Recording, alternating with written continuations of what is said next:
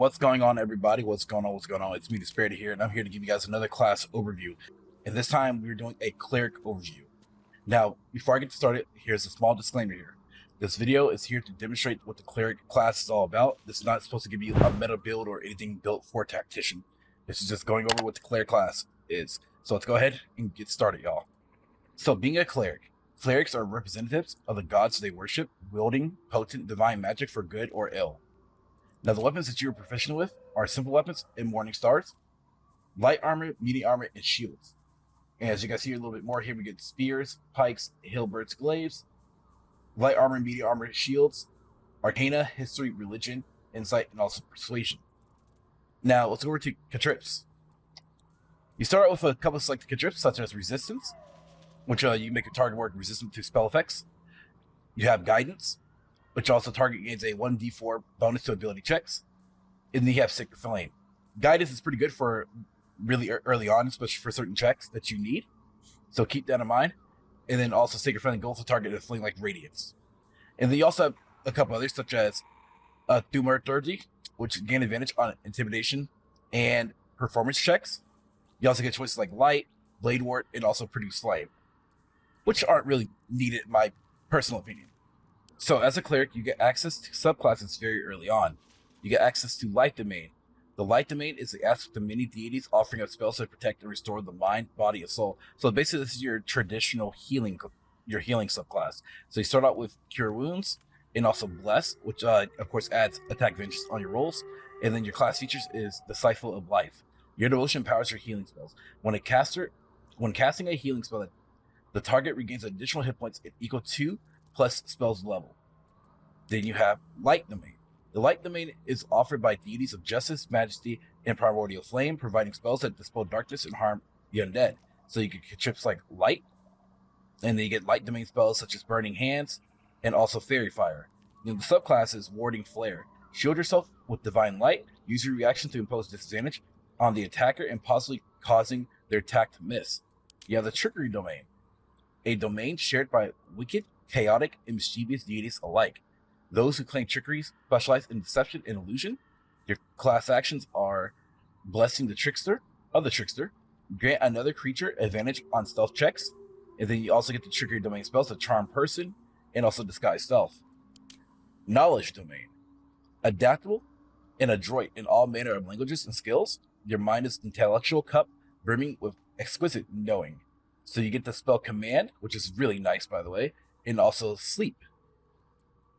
Now you have the Nature Domain. You embody the vast viridian power of the natural world, an avatar of the subtle divinity, a fruitful avian migration, woodland silence, and landslide's roaring fury. You get cantrips such as Shalaf, which your staff or club becomes magical. It deals 4 through 11 bludgeoning damage and uses your spell casting ability for attack rolls. You also get spells such as Speak with Animals and also Animal Friendship. Now, your subclass features are, you learn a Druid cantrip and become proficient in animal handling, nature, and survival. Then we get access to the Tempest Domain. Your faith has made you the very thunder that quakes the black firmament, the lightning coursing through the veins of a terrible storm. You get spells such as Thunder Wave and also Fog Cloud, and then also Wrath of the Storm. Strike back an attacking creature, potentially dealing 2 to 16 lightning damage. On a field saving throw, you deal half a 2 to 16 thunder damage roll. And then last but not least, you get access to the War Domain. Fortified by Holy Zeal, you brandish an arsenal of sacramental savagery to use against those you deem unrighteous. So you get access to spells such as Divine Favor, which your weapon deals an additional 1 to 4 radiant damage, and Shield of Faith, which you already got the spell, of course, that's if you start out with that. And then your subclass feature is War Priest. When you make an unarmed or a weapon attack, you can spend a War Priest charge to make an additional attack as a bonus action. So if I'm going to go as a cleric, I'm definitely going to Light Domain. It's just going to be stronger for the later game, at least in my personal opinion. Now, when it comes to the deities, at least from my experience in this game here, your deities do not matter in terms of like what you want to go with, unless you choose something that's prior to the story, such as Saloon, Tyr, Mithra, and I believe that's it, because I haven't seen any difference. Because it all comes down to the conversation that you have within the game. So keep that in mind. And last but not least, we have the abilities here. So as a cleric, you're pretty strong in strength, but your main stat is wisdom. Of course, you have constitution, so dexterity at 10, and then charisma at 12. So you're pretty much in the mix, because that means that you can cast spells or basically dish out damage or become a frontline. It's all to your choice. So let's go ahead and confirm this right here.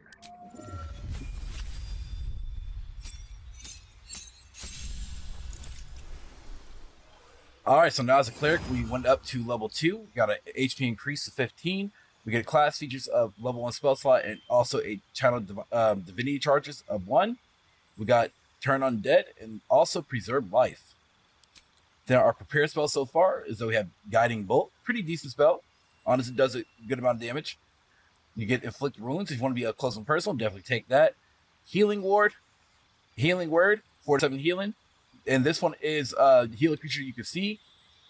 You get Sanctuary, which is very busted in my opinion, y'all. Very nice. If you're trying to save an ally from going down, you cast Sanctuary on them. They can't be attacked. And then you have Command. So if you don't want Command, or if you don't want to go with Inflict Wounds, you can definitely switch it out probably with Bane, where you can cast disadvantages on your enemies there. Or if you don't want, neither one of us want to go Shield of Faith, you definitely go that route as well. So not bad though, not bad. Because that's what I usually end up doing. So especially if I have a paladin in my squad, I'll get rid of Command and get Bane.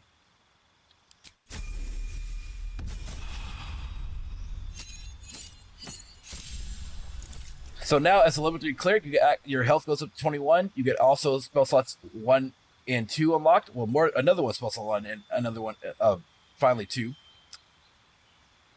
Then you get access to certain spells such as Aid, Blindness, Calm Emotions, Enhance Ability. Really nice. You can break those ability checks without break them past 30. You get Hold Person, Lesser Restoration, Prayer of Healing. Very powerful.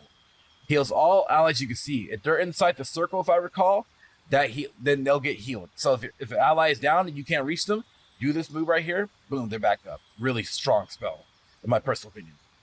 Protection from poison, kind of useless, honestly.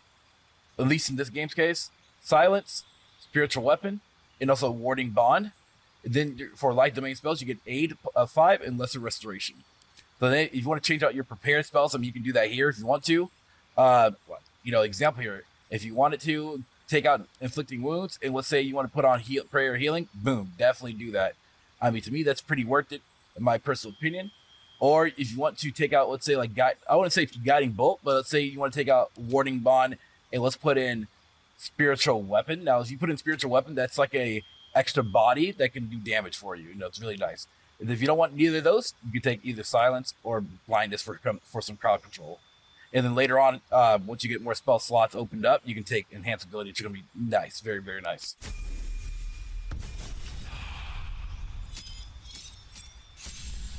Now, HP increases 27. You get another spell 2 slot unlocked, and then you also get another cantrip. So now, basically, long story short, to me, all these cantrips are useless other than Thaumaturgy. I would take that, for you can get advantage on Intimidation and Performance checks. But, you have more prepared spells and whatnot. You want to switch out your prepared spells as you can. Now, the whole feature here is based upon how you're building your cleric. If you're upfront and personal cleric, then you would probably, matter of fact, if you're going let's say like a mace or a sword and shield cleric, then you can take either Sentinel or take Shield Master. They're really good, honestly. If you want to play defensively, especially if you want to keep your cleric alive and give them a high AC.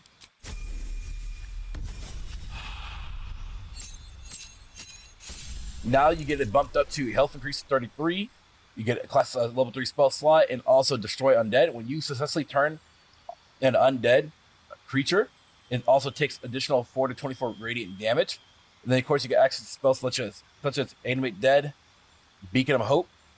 And Beacon of Hope, your allies will gain the maximum hit points possible when healed.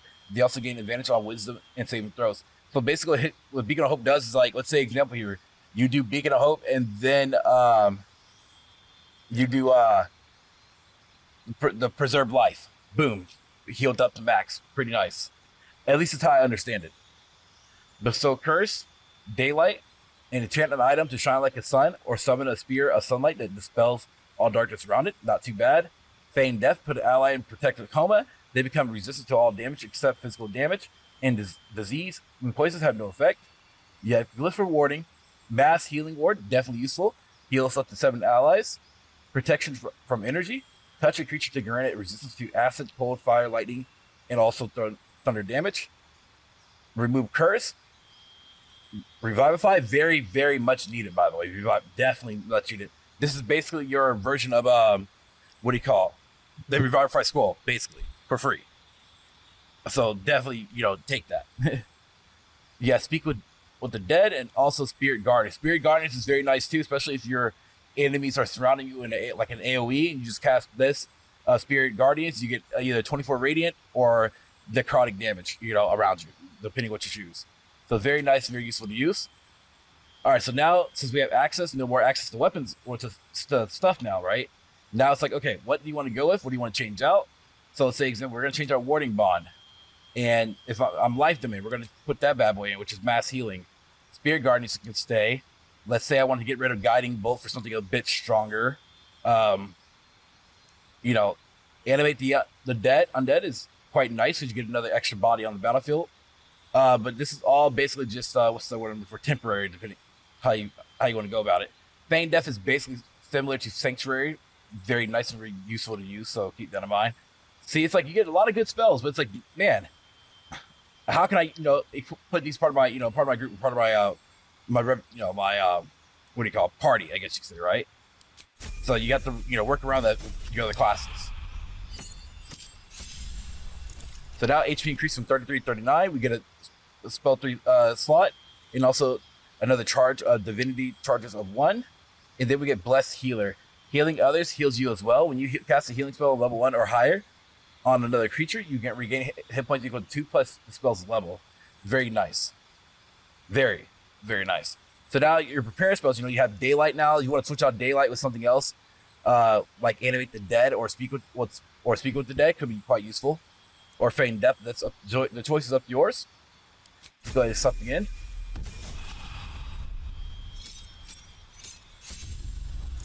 Now at this point though, as you can see, now we get level 4 spell slots. And so we get spells such as Death Ward, Freedom of Movement, Guardians of Faith.